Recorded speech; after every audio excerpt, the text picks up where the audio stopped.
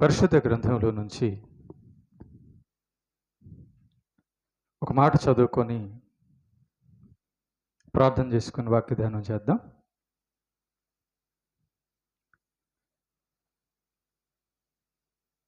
సామెతల గ్రంథము 27వ అధ్యాయము 20వ వచనం. పాతాళమునకును అగాధ కూపమునకును తృప్తి కానేరదు, అలాగున నరుల దృష్టి తృప్తి కానేరదు. చిన్న ప్రార్థన చేసుకుని వాగ్దానం చేద్దాం. కృపగలిగిన మా కన్న తండ్రి, పరిశుద్ధుడైన మా దేవ, నీ పాదాలకు నమస్కారం తెలియజేస్తూ ఉన్నాం.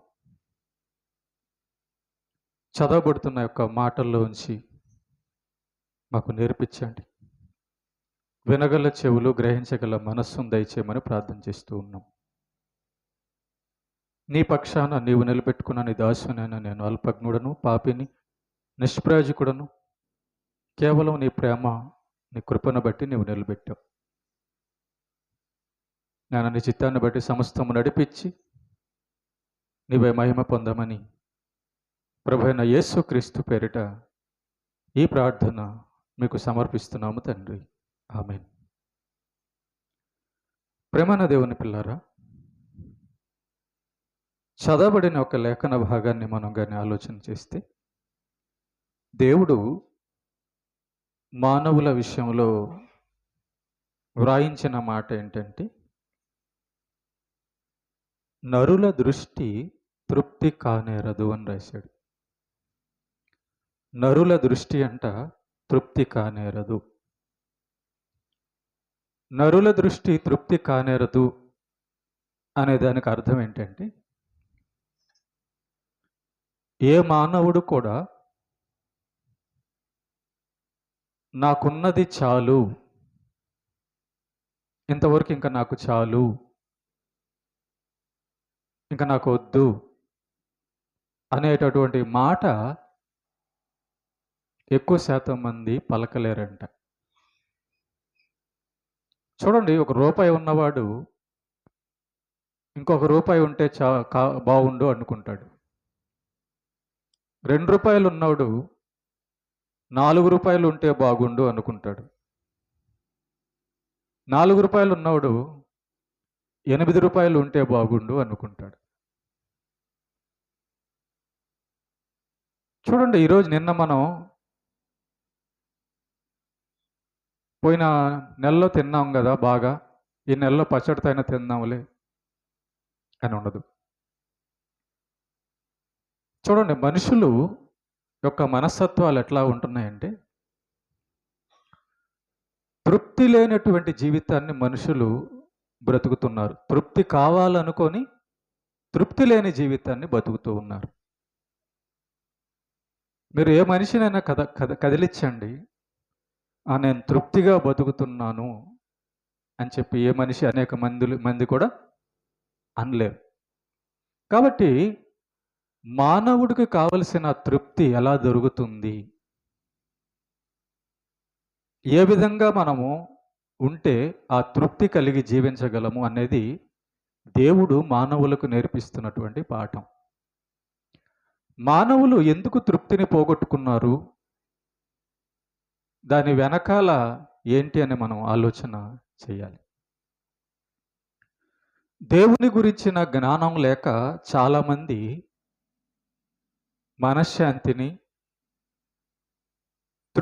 సంతృప్తిగా ఉండేటటువంటి స్థితిని పోగొట్టుకున్నారు. ఎవరైతే దైవ జ్ఞానం కలిగి ఉంటాడో, దేవుని మాటలను గురించిన భావాలు తెలుసుకొని ఉంటారో, అలాంటి వారికి మాత్రమే మనశ్శాంతి, తృప్తి ఉంటుంది. ప్రేమన దేవుని బిడ్డలారా, దేవుడు అంటున్నాడు, దైవభక్తి లేని నరునకు, దేవుని గురించిన జ్ఞానము లేని నరునకు తృప్తి అనేది, సంతృప్తి అనేది ఉండదంట. అంటే దేవుడు మనిషికి ఏ విషయాలైతే చెబుతున్నాడో, ఏ విషయాలైతే నేర్పించాలనుకుంటున్నాడో వాటన్నిటినీ పక్కన పెట్టిన ఏ మనిషికైనా సంతృప్తి, సమాధానము, మనశ్శాంతి అనేది ఉండదు అంటున్నాడు. కనుక మరి ప్రభువా, లోకంలో ఉన్న మనుషులందరూ ఏదో ఆరోటంలో ఏదో కావాలని బతుకుతూ ఉన్నారు. నిజమే, మనం గమనిస్తే ఏ ఇంటికి వెళ్ళి కదిలిచ్చినా ఏం కావాలి అంటే ఎన్నో చెప్తారు కానీ నాకు ఇంకేం అవసరం లేదమ్మా, అంతా బాగుందమ్మా, అంతా సంతోషంగా ఉన్నామ్మా అనే మాట చాలామంది అనలేరు. కారణం ఏంటంటే వెతుకుతున్నారు, వెతుకుతున్నారు, ఆశపడుతున్నారు, ఆశపడుతున్నారు. ఆశకి అంతం లేదు. ఆశకి అంతం, మనిషి యొక్క ఆశకి అంతం లేదు. అందుకే దేవుడు అంటున్నాడు, నరుల దృష్టి తృప్తి కానేరదు. చూడండి, ఈ లోకంలో జీవజంతువులు ఎన్నో బతుకుతున్నాయి కానీ వాటికి తృప్తి ఉంది. కానీ మనుషులు కూడా ఈ లోకంలో బతుకుతున్నారు కానీ మనుషులకు తృప్తి లేకుండా ఉంది. ఒకసారి ఆలోచన చేద్దాం. సత్యం అనేది ఆలోచన చేస్తే ఒక మనిషి ఎంత సంపాదించడానికి ఇష్టపడుతున్నాడంటే రేపు బతుకుంటాడో లేదో తెలియదు కానీ నా పిల్లలు, నా మనవళ్ళు తిన్నా తరగనంత ఆస్తి నాకు కావాలని చెప్పి వెనకాలేసుకుంటున్నాడు. అంతే కదా? అంతేనా? నేను సంపాదిస్తాను, నేను కష్టపడతాను, నా బిడ్డలు కూడా కష్టపడాలి అనే ఆలోచనతో ఎంతమంది ఉన్నారో ఒకసారి ఆలోచించండి. నేను తినాలి, నా బిడ్డలు తినాలి, నా మనవళ్ళు తినాలి. అప్పుడు ఎంత సంపాదించాలి వీడు రాత్రి పగలు? ఎంత కష్టపడాలో ఒకసారి ఆలోచించండి. ఎంత ఆశ పడుతున్నాడో. రేపు బతుకుంటాడో లేదో తెలియదు, మనవాళ్ళ దాకా వెళ్ళుంది వీడి ఆశ. రేపు బతుకుంటాడో లేదో తెలియదు కానీ మనవాళ్ళు తినే అంత సంపాదించాలట. అందుకే దేవుడు అంటున్నాడు, నరుల దృష్టి తృప్తి కానేరదు. ప్రేమన దేవుని బిడ్డలారా, గుర్తుపెట్టుకోండి, భూమి మీదకు వచ్చినటువంటి ఏ మనిషి కూడా వచ్చేటప్పుడు ఉత్త చేతులతో వస్తాడు, వెళ్ళేటప్పుడు ఉత్త చేతులతోనే వెళ్తాడు.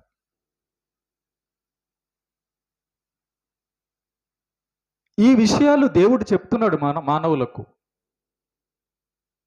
ఈ విషయాలు దేవుడు చెప్తున్నాడు మనుషులకు, దేవుడు చూపిస్తున్నాడు మనుషులకు. కానీ మనిషి ఆశల్లో పడి, దురాశల్లో పడి ఈ సత్యాన్ని పక్కన పెట్టినందువలన మనిషి యొక్క మనస్సులో సంతృప్తి, మనశ్శాంతి లేకుండా పోయింది. వాడిది లాక్కోవాలి, వీడిది లాక్కోవాలి, అది సంపాదించాలి, ఇది సంపాదించాలి. ఒక బిల్డింగ్ అయింది, దాని మీద ఇంకోటి కట్టాలి. రెండైనాయి, దాని మీద ఇంకోటి కట్టాలి. చచ్చిపోయిన రోజు ఆ మూడో బిల్డింగ్ నుంచి కిందకి లాక్కొని వస్తారు ఎదుటికి. అంతేనా? ఏమో పైనుంచి లాక్కొని రారా? లాక్కొని వచ్చి ఎక్కడ పడేస్తారు? వాళ్ళ ఇంట్లో పడేయరు, వీధిలో పడేస్తారు, రోడ్లో. మరి వీడు సంపాదించిందంతా అక్కడే ఉంటుంది. ఈడిపోతాడు. తీసుకెళ్లేది ఎవరిని? వీడిని. వాడు సంపాదించిన దాన్నే వీడిని తీసుకెళ్తారు. కాబట్టి సత్యం ఆలోచన చేద్దాం ప్రేమండి పిల్లలు. దేవుడు అంటున్నాడు, సంతృప్తి కలిగే జీవితం మీరు అనుభవించండి అంటున్నాడు. సంతుష్టి సహితమైన జీవితాన్ని భూమి మీద మీరు అనుభవించండి అంటున్నాడు. మరి సంతుష్టి సహితమైన జీవితాన్ని మనం అనుభవించాలంటే మనకేం కావాలి? ఏం కావాలి మనకి? దేవుని యొక్క సత్యం కావాలి. దేవుని యొక్క సత్యము మనము ఎరిగిన వారమైతేనే సంతృప్తి కలిగిన జీవితాన్ని భూమి మీద గడపగలం. ఏబు గారు అన్నారు, బైబిల్లో ఒక భక్తుడు అంటాడు, ఆయన పేరు ఏబు. ఆయన అంటాడు, యెహోవా ఇచ్చెను, యెహోవా తీసుకొని పోయెను, యెహోవా నామమునకు స్తుతి కలుగునుగాక. అదేంటి యోబు గారు ఎలా అనగలుగుతున్నావు ఆ మాట? చూడండి ఒకసారి. ఏదన్నా పోతే, ఏదన్నా డబ్బు పోతే ఏం దిగులో దాన్ని ఒకరోజు విడవలసి వస్తుంది. ఆలోచన రాదు. ప్రేమన దేవుని బిడ్డలారా, మనిషి బ్రతకడానికి డబ్బు అవసరం, కానీ మనిషి కోటాను కోట్లు సంపాదించి తీసుకెళ్ళడానికి మాత్రం డబ్బులు అవసరం లేదు. ఎందుకంటే మనిషి డబ్బు తీసుకెళ్ళడు.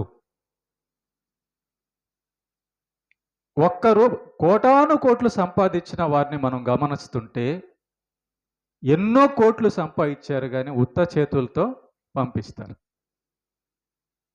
అందుకే దేవుడు ఏమంటున్నాడంటే మనుషులందరూ నేర్చుకోమంటున్నాడు, మనుషులందరికీ నేర్చుకోమంటున్నాడు. ఏమంటున్నాడంటే, నేను నిన్ను భూమి మీదకి పంపించేటప్పుడు, తల్లి గర్భంలో నుంచి భూమి మీదకి పంపించేటప్పుడు ఉత్త చేతులతో పంపించాను, ఒంటరిగా పంపించాను. తిరిగి నేను తీసుకుంటాను, తీసుకునేటప్పుడు కూడా ఒంటరిగా ఉత్త చేతులతో తీసుకుంటాను. ఇది సత్యం, దేవుడు చెబుతున్న సత్యం, కనబడుతున్న సత్యం, మన కళ్ళ ముందు కనబడుతున్న సత్యం. ఒంటరిగా వస్తున్నాము, ఏమీ తీసుకురాకుండా వస్తున్నాము, వెళ్ళేటప్పుడు ఒంటరిగా వెళ్తున్నాము, ఏమీ తీసుకొని వెళ్లకుండా వెళ్తున్నాం. ఇది మాత్రం జరుగుతుంది. జరుగుతుందా లేదా? జరుగుతుంది. ఓకే. మరి దీన్ని కానీ మనస్సులో పెట్టుకుంటే, ఆలోచన చేస్తే ఆ మనుషులకు సత్యము, దైవజ్ఞానం అంతది. ఓకే. కనుక లోకంలో ఉన్న వాళ్ళకి దేవుని యొక్క విషయాలు అర్థం కాక సంతృప్తి లేని జీవితాలు గడుపుతూ ఉంటారు. వాళ్ళ విషయం అలా పక్కన పెట్టేస్తే, సంతృప్తి లేని జీవితాలు గడిపే ప్రతివాడు కూడా దేవుని జ్ఞానము లేనివారే. ఎవని హృదయములో దేవుడు ఉండడో, యేసు ప్రభు ఉండడో, వాడి హృదయములో ఖచ్చితంగా మనశ్శాంతి ఉండదు. వాని హృదయములో సంతృప్తి ఉండదు. వాడి మాటలలో నిరుత్సాహం ఉంటుంది తప్ప సంతృప్తి అనేది ఉండదు. దానికి ఆధారం కూడా ఒకసారి ఆలోచించండి. నాకు చాలు, ఇంత చాలు అనుకో ఉంటే వాడు అన్ని కోట్లు ఎలా సంపాదించుంటాడు? నాకు 1,00,000 రూపాయలు చాలు అన్నోడు కోట్లు ఎలా సంపాదించాడు?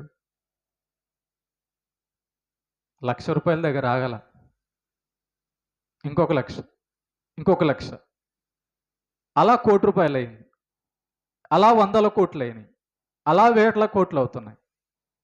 రాజకీయ నాయకుల్ని చూడండి ఒకసారి, అవినీతి పరులైన ఆఫీసర్లను చూడండి ఒకసారి. కోటాను కోట్లు లంచాలు తీసుకొని దొరుకుతూ ఉంటారు. కోటాను కోట్ల ప్రజల డబ్బులు తీసుకొని ప్రజలను మోసం చేసి 1,000 కోట్లు దాచుకుంటుంటారు. చచ్చిపోయి మట్టిలో పడుకుంటారు. వాళ్ళ పాపం నిలబడుతుంది, వాళ్ళ డబ్బు ఇంకొకటి తింటుంటాడు. మరి చేసిన పాపము, దాని ప్రతిఫలం వీడే అనుభవిస్తాడు. కనుక వాళ్ళని కాసేపు పక్కన పెడితే,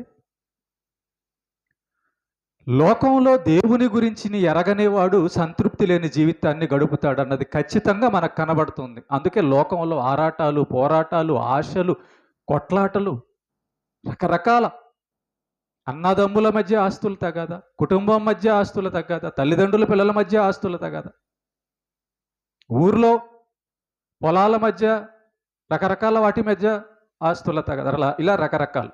కాబట్టి నాకది కావాలి, నాకది కావాలి, నాకది కావాలి అని అనుకుంటూ పోతున్నాడే తప్ప మనిషి ఆ అనుకుంటూ పోవడంలోనే మనశ్శాంతిని, సంతృప్తిని పోగొట్టుకుంటున్నాడు. కనుక దేవుడు, సత్యదేవుడైన యేసుక్రీస్తు మనతో మాట్లాడుతున్న మాట ఏంటంటే, మీరు నా మాటలు వింటే మీకు మనశ్శాంతి ఉంటుంది.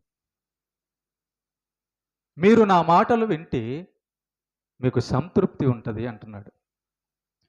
ఆ మాటలు విన్నటువంటి ఒక భక్తుడైన పౌలు గారు ఫిలిప్పీలకు రాసిన పత్రిక 4వ అధ్యాయం 11వ వచనంలో ఏమని రాస్తున్నాడంటే, నేను ఏ స్థితిలో ఉన్నానో ఆ స్థితిలో సంతృప్తి కలిగి నేర్చుకొని ఉన్నాను. చూసారా ఎంత గొప్ప మాట అన్నాడు. నేను ఏ స్థితిలో ఉన్నానో ఆ స్థితిలో సంతృప్తి కలిగి నేర్చుకొని ఉన్నానని చెప్పి పౌలు గారు అంటున్నారు అన్నమాట. పౌలు గారు ఎలా ఆ మాట అనగలిగారు? పౌలు గారి యొక్క జీవితంలో ఎలాగ సంతృప్తి ఉంది అని ఆలోచన చేస్తే, ఏబులాగే పౌలు గారు కూడా మంచి భక్తులు. ఆ భక్తులందరూ బైబిల్లో దేవుని భక్తులందరూ కనిపెట్టిన విషయం ఏంటంటే దేవుడు మనకి ఏది ఇస్తాడో ఆ ఇచ్చిన దాంతో మనం తినాలి. దేవుడు ఇవ్వకపోతే, దేవుడు మనకి ఇవ్వకూడదు అనుకుంటే మనం సంపాదించుకోవాలనుకొని తెచ్చుకునేదే బాధలు. సంతృప్తి ఎక్కడ మనిషికి ఉండదంటే, మనిషి ఎక్కడ మనశ్శాంతిని కోల్పోతాడంటే, దేవుడికి తెలుసండి. మీకు ఒక చిన్న ఉదాహరణ చెప్తా. తల్లులు ఉన్నారు కదా, బిడ్డల కన్నా తల్లులు ఉన్నారు కదా, జాతీయ. నీ పేరే పేరు నాయన? ఈరబాబు కదా. సపోజు ఈరబాబుకి ఎంత అన్నం పెడతావు, అంజలికి ఎంత అన్నం పెడతావమ్మా? ఇద్దరు మనుషులే కదా, జాగ్రత్తనండి, ఇద్దరు మనుషులే. ఒకే దాంట్లో వండుతారు. ఒకే దాంట్లో వండి ఈరబాబుకి ఏమో చిన్న పిల్లోడు కాబట్టి అంత పెడతావు, అంజలి పెద్దది కాబట్టి కడుపున ఇంకొంచెం పెడతావు. అవునా? ఈరబాబుకి పెట్టినంత అంజలికి ఎందుకు పెట్టకూడదు? అంజలికి పెట్టినంత ఈరబాబుకి ఎందుకు పెట్టకూడదు అంటే, అంజలికి పెట్టినంత ఈరబాబు తినలేడు కాబట్టి, ఈరబాబు తినే అంత అంజలికి సరిపోదు కాబట్టి. ఇది మీరు క్లియర్ కదా, అర్థమైంది కదా. అలాగే దేవుడండి సర్వజ్ఞాన సంపన్నుడు, మన మేలు కోరేవాడు, మనకు ఎంత అవసరమో ఏది అవసరమో తెలిసినవాడు. కనుక భూమి మీద మనుషులను చేసి దేవుడు ఏ మనిషికి ఎంత అవసరమో, ఏ మనిషికి ఏది అవసరమో తెలిసి పంచుతున్నాడు.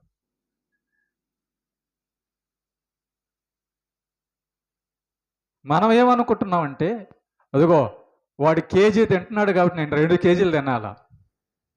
అర్థమైందా? వాడు 1 కోటి రూపాయలకు సంపాదించాడు కాబట్టి నేను 2 కోట్లు సంపాదించాలి.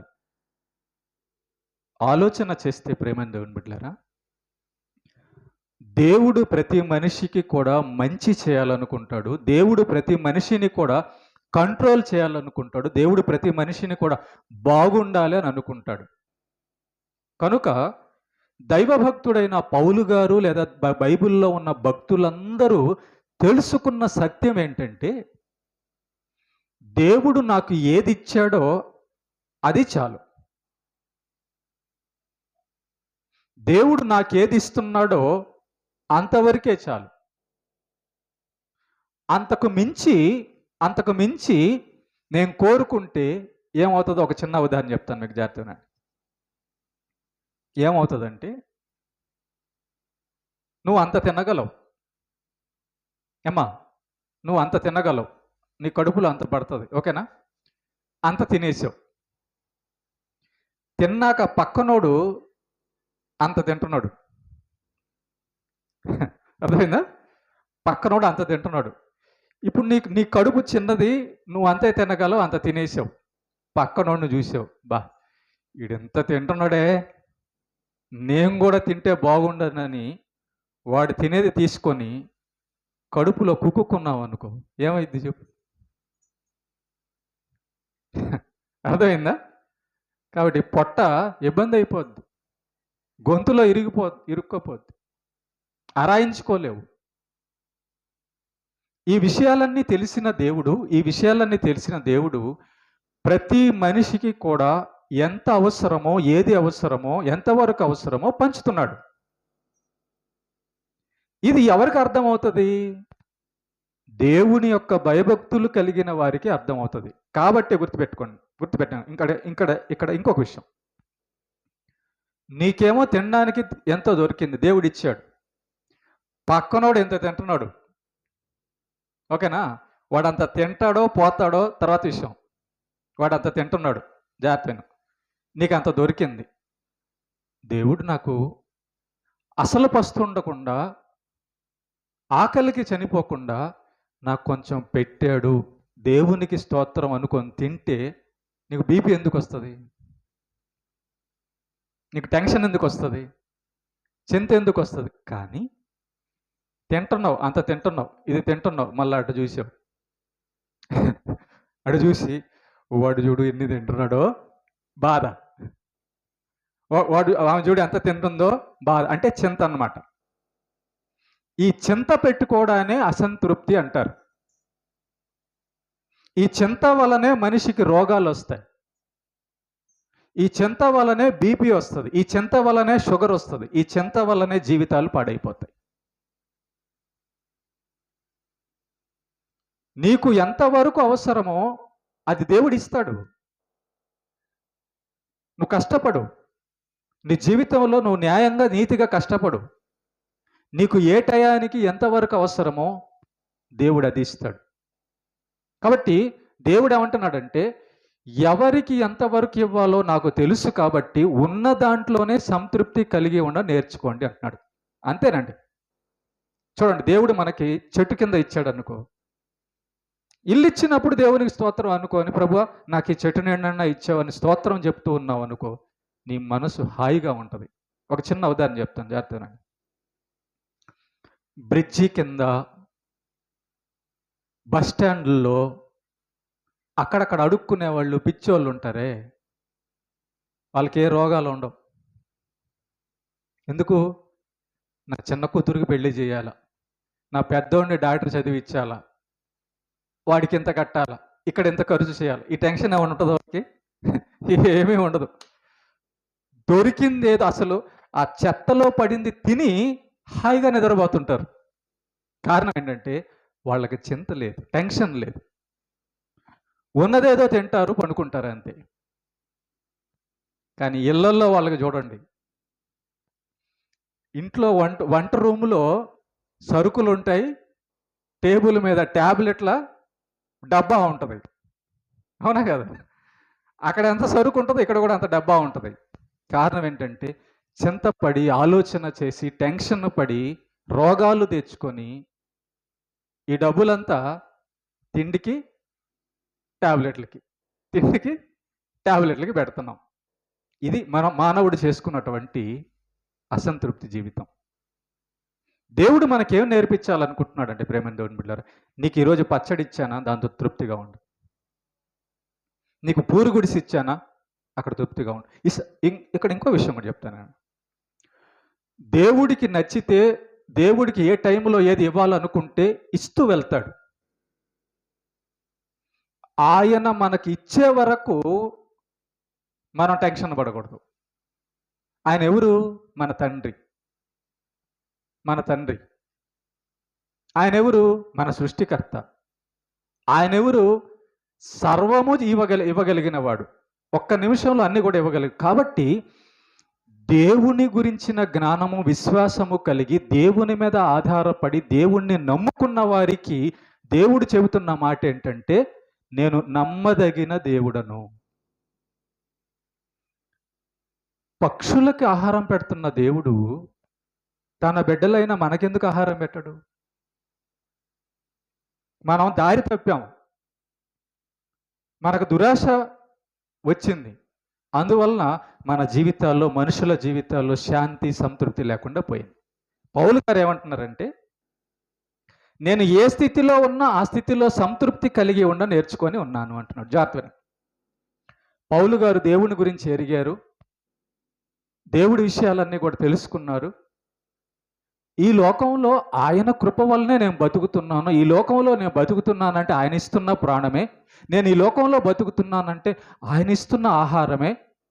ఆయన నాకు కొలిచిస్తున్నాడు, ఆయన నాకు క్షేమకరమైంది ఇస్తున్నాడు. కాబట్టి ఆయనందు నేను నమ్మిక ఉంచున్నాను. పచ్చడి ఇచ్చినప్పుడు పచ్చడితో తిని ఉంటాను. కూరతో ఇచ్చినప్పుడు కూరతో తిని ఉంటాను. పస్తు ఉండమన్నప్పుడు పస్తుగా ఉంటాను. సంతృప్తిగా ఉంటాను. పచ్చడి ఇచ్చినప్పుడు నాకు కూర లేదని చెప్పి నేను ఆలోచన చేస్తే నా మనసు బాధపడుతుంది. రూపాయి ఇచ్చినప్పుడు ₹1,00,000 లేదని నేను ఆలోచన చేస్తే ఆ తిన్నది కూడా అరగదు. గుర్తుపెట్టుకోండి. మానవులు రోగాలు పాలైపోవడానికి కారణం, ఈ మానవ లోకం చెడిపోవడానికి కారణము ఈ ఆలోచనలే. దేవుడిచ్చిన దాంట్లో సంతృప్తి పడక ఇంకా కావాలనుకున్న దాంట్లోనే జీవితం అంతా గడిచిపోద్దండి. సంతృప్తి లేని జీవితాలు గడుస్తాయి. భక్తుడు ఏమంటున్నాడంటే, తిమోతి పత్రికలో పౌలు గారు అంటున్నాడు, కాగా అన్న వస్త్రములు కలవారమై ఉండి వాటితో తృప్తి కలిగి ఉందాం. మనిషికి లోకంలో శరీరంతో ఉండడానికి అన్నం కావాలి, వస్త్రం కావాలి. నాకు చెప్పండి, ఎన్ని సంవత్సరాల నుంచి మీరు ఆకలితో ఉన్నారు? ఏమ్మా, ఎన్ని సంవత్సరాల నుంచి ఆకలితో ఉన్నారు మీరు చెప్పండి? ఉన్నారా? ఉండరు. ఎందుకంటే దేవుడు పోషిస్తాడు. దేవుడు నమ్మదగినవాడు. దేవుడు ఆయన ఇవ్వకపోతే మనకి ఎక్కడి నుంచి వచ్చింది? అయినా ఒకసారి ఆలోచన చేయండి. రేపు అన్నం దొరికిద్దో లేదో ఈ టెన్షన్ ఉంటుంది మళ్ళా. ఇప్పుడు ఇది 2025. 10 సంవత్సరాల క్రితం నుంచి లేదా పుట్టిన కాడి నుంచి అన్నం తింటానే ఉన్నావా లేదా? తింటున్నావా? రేపు దొరికిద్దా లేదా ఈ టెన్షన్ ఉంటుంది. అనుమానం ఉందా లేదా చెప్పండి? ఉంది. అదే బాధ అంటే,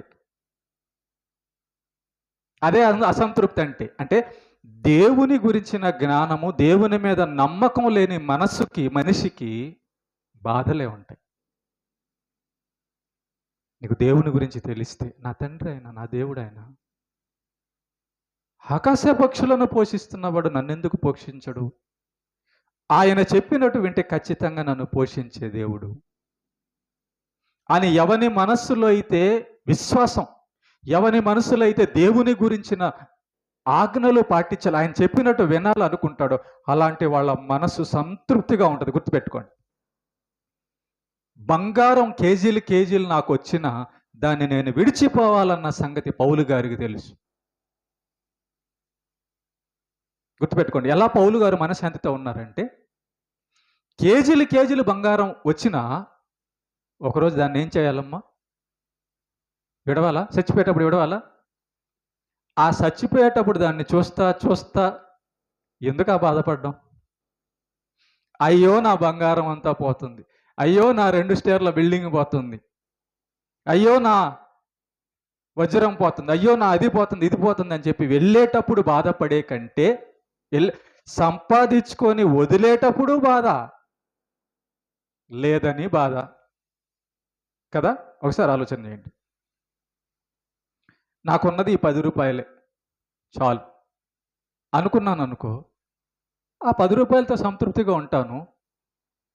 వెళ్ళిపోయేటప్పుడు అదే కదా నాకున్నది అనుకొని మనశ్శాంతిగా వెళ్ళిపోవచ్చు దేవుని లోకానికి.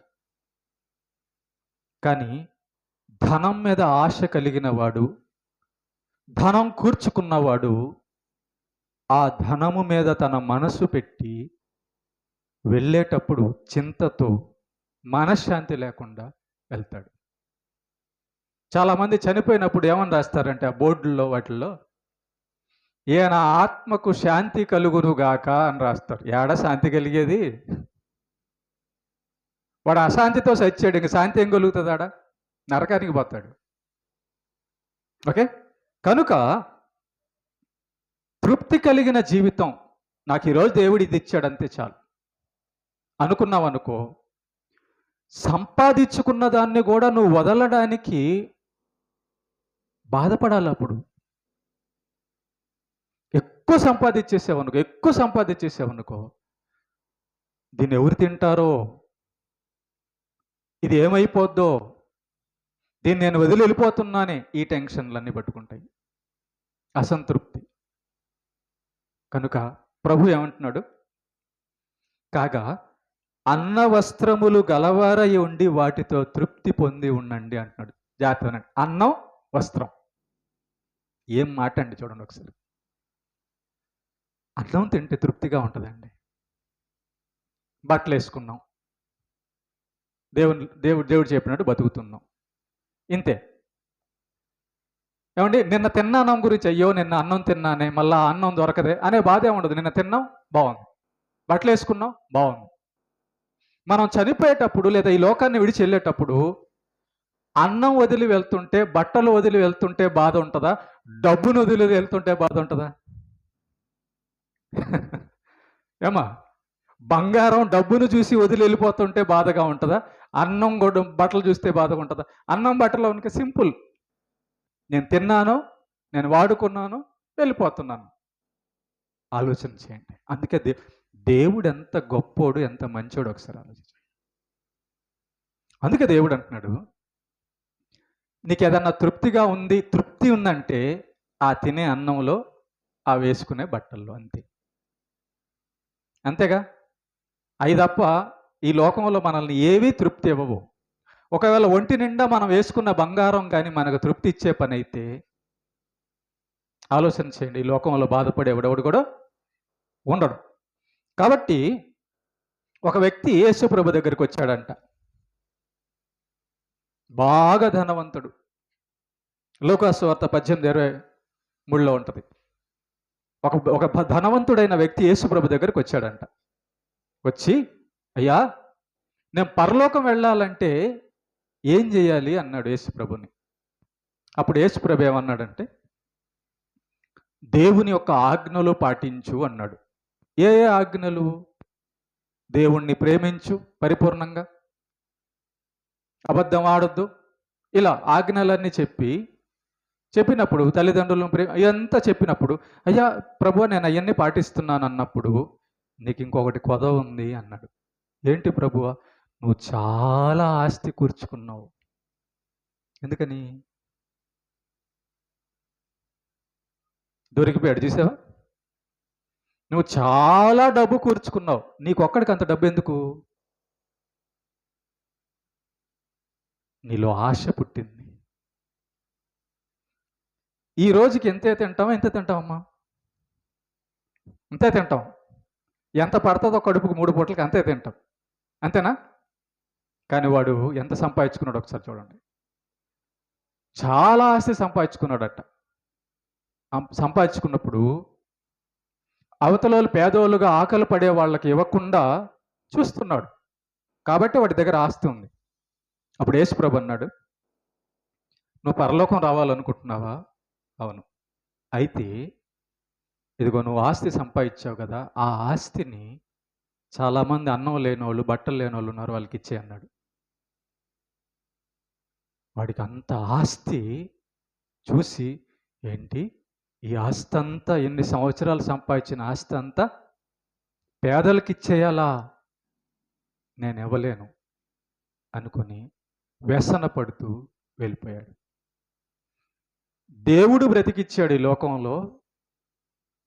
దేవుడు వాడికి సమస్తాన్ని ఇచ్చాడు. దేవుడు చెప్పిన మాట ప్రకారం బతికి దేవుని రాజ్యంకి వెళ్ళాలంటే వాడు సంపాదించిన డబ్బును వదలలేక నరకానికి పోయాడు. చూసారా? కనుక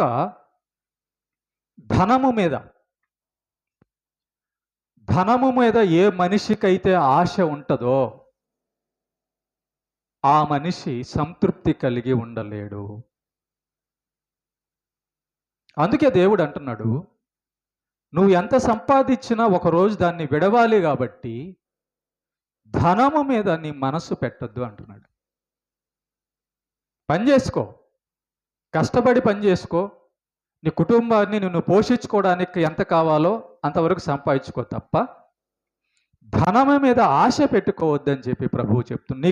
నీకు దేవుడు ఏ రోజుకి ఎంత అనుగ్రహించాడు దాంతో సంతృప్తి కలిగి ఉండు అంటున్నాడు. చూసారా? అవును.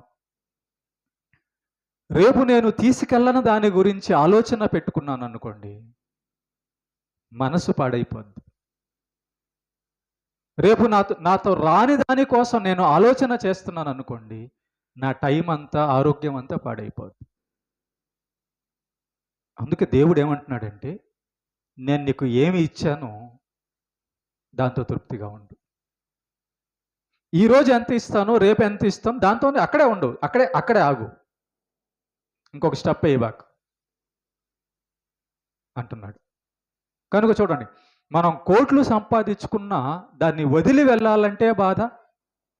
మనం కోట్లు సంపాదించుకున్నా దాన్ని ఎవరికైనా ఇవ్వాలంటే బాధ. కనుక లేని బాధ తెచ్చుకోవడం ఎందుకు? ఉన్న దాంతోనే, దేవుడు మనకిచ్చిన దాంతోనే సంతృప్తి కలిగి ఉన్నాం అనుకో. అందుకే ఇక్కడ తిమోతి పత్రిక 6వ వచనంలో ఏమంటున్నాడంటే, సంతుష్టి సహితమైన దైవభక్తి లాభము. ఈ మాట చెప్పి నేను ముగిచ్చేస్తాను. గుర్తుపెట్టండి, ఎక్కడ మనిషికి మనశ్శాంతి, ఎక్కడ మనిషికి సంతృప్తిగా సంతోషం ఉంటుందంటే, దేవుని యందు భయభక్తులు కలిగి, దేవా నువ్వు నాకు ఈ జన్మనిచ్చావు, నాకు ఆహారం ఇస్తున్నావు, నాకు రక్షణ ఇచ్చావు, కనుక నన్ను ఒంటరిగా పంపించావు ఈ లోకానికి, ఒకరోజు నేను నీ దగ్గరికి మళ్ళీ రావాలి, కాబట్టి నిన్ను కలిగి నువ్వు చెప్పినట్లుగా బతుకుతూ ఈ లోకంలో నీ మాటల వలన నేను ఆదరణ పొందుతూ ఉన్నదాంతో బతుకుతాను. పచ్చడి రోజు పచ్చడి తింటాను, కూరప్పుడు కూరతో తింటాను, చినిగిపోయిన బట్టలు అప్పుడు చినిగిపోయిన వేసుకుంటాను, బాగున్న బట్టలు ఉన్నప్పుడు బాగా వేసుకుంటాను. ఎందుకంటే ఒకరోజు వీటన్నిటిని నేను విడవాలి, ఖచ్చితంగా విడవాలి, ఖచ్చితంగా వదలాలి. ఈ వదిలి వెళ్ళే వాటి మీద మనకి చింత ఎందుకండి? ఈ వదిలి వెళ్ళే వాటి మీద మన గొడవ ఎందుకు? ఆ జ్ఞానం లేక మనుషులు సంతృప్తి లేకున్నారంట. గొడవ ఎక్కడ మనకి? లేని దాని దగ్గరే. లేనిది కావాలి, అది కావాలి, అది కావాలి, ఇది కావాలి. ఉన్నదాంతో తిను, ఉన్నదాంతో ఉండు. కనుక దేవుడు మంది ఇచ్చాడు మనుషులకు తాగమని, అది తెచ్చుకొని గొడవ. దేవుడు సినిమాలు ఇచ్చాడా, టీవీలు ఇచ్చాడా చూడమని, అది తెచ్చుకొని గొడవ. మనుషులు దేవుడు ఇవ్వని దాన్ని తెచ్చుకొని దురాశ పడి గొడవ పెట్టుకొని పాడైపోయారు. దేవుడు వాక్యం ఇచ్చాడండి. ఉదయాన్నే లగవంగానే ఈ వాక్యం చదువుతుంటే ఆ దేవుని మాటల్లో ఉన్న సత్యం మనకు అర్థమవుతుంటే ఎంత బాగుంటుందో. ఆ నిజాలన్నీ కూడా దేవుడు మనకు రాయించిన నిజాలు చదువుతూ ఉంటే, తెలుసుకుంటుంటే, ఇంతే కదా జీవితం, ఎందుకు ఇక్కడ బాధపడ్డం అనిపిస్తుంది. అందుకే దైవభక్తులందరూ కూడా మనశ్శాంతిగా భూమి మీద ఎలా బతికారంటే, వాళ్ళకి తెలుసు దేవుడు ఎంత ఇవ్వాలో అంత ఇస్తాడు. వాళ్ళకి తెలుసు ఈ లోకంలో ఎంత సంపాదించినా విడిచి వెళ్ళాలి. కనుక మన మనస్సు గుర్తుపెట్టుకోండి, మన మనస్సు డబ్బు మీదనైనాను, ఆహారం మీదనైనాను, దేహం మీదనైనాను, మనుషుల మీదనైనా, దేని మీద కూడా పెట్టుకోకుండా ఉంటే హ్యాపీగా ఉంటాం. ఈ అమ్మాయికి పెళ్ళి అయ్యిద్దో అవదో, అంతేనా? వీడికి ఉద్యోగం వచ్చిద్దో రాదో, అంతేనా? ఈ రోగం పోద్దో పోదో. ఎన్ని రోజులు ఉంటుంది? ఒక 500 సంవత్సరాలు ఉంటుందా రోగం? మీ అమ్మాయి 500 సంవత్సరాలు ఉంటుందా? నీ కొడుకు 500 సంవత్సరాలు ఉంటాడా? మరి ఎందుకు టెన్షను? దేవుడికి అప్పగించాలండి. దేవుడు చేయగలడు. దేవుడు ఎంత కావాలో అంత ఇవ్వగలడు. కనుక మనం దేవుని యొక్క మార్గాన్ని, దేవుని యొక్క మాటలను విడిస్తే మన బ్రతుకు, మన మనస్సు చింతలో పడిపోద్ది. విశ్వాసి అనుకో, లాజరు చూడండి, హ్యాపీగా ఇంటి వాకిట ధనవంతుడు ఇచ్చేటటువంటి ఆ రొట్టె ముక్కలతో తింటున్నాడు. కష్టంలో ఉన్న చనిపోయిన తర్వాత పరదేశికి వెళ్ళిపోయాడు. ఎలా వెళ్ళాడు అంటే, ఎలా ఉండగలిగాడంటే, లాజరుకి తెలుసు దేవుడు చెప్పినట్టు నేను బతుకుతుంటే నాకు అక్కడ మంచి లోకం తీసిపెట్టాడు దేవుడు. ఆ పరలోకానికి వెళ్ళిపోతాను నేను. అక్కడ నాకు అన్నంతో పని లేదు, అక్కడ నాకు డబ్బుతో పని లేదు. ఎందుకంటే అమరత్వం కలిగిన లోకం అది, మరణం లేని లోకం అది. ఆ లోకానికి వెళ్ళిపోతాను నేను. ఈ లోకంలో అయితే అన్నీ కావాలి అని ఉన్న దాంట్లోనే దేవుడి యందు భయభక్తులు కలిగి ఉన్నాడు కాబట్టి లాజరు గారు, పౌలు గారు, యోబు గారు, దానియేలు గారు, భక్తులందరూ కూడా మనశ్శాంతిగా భూమి మీద బతికారు. మనశ్శాంతి, మనిషికి సంతృప్తి కావాలి అంటే దేవుడిచ్చిన దాంతో సంతృప్తి కలిగి ఉండాలంతే. ఆరాట పడకూడదు, దురాశ పడకూడదు. పని చేసుకోవాలి, కష్టపడి పని చేసుకోవాలి, దైవభక్తి కలిగి ఉండాలి, ఉన్నదాంతోనే సంతృప్తి కలిగి హాయిగా నిద్రపోవాలి. రేపు నాది కాదు అనుకోవాలి.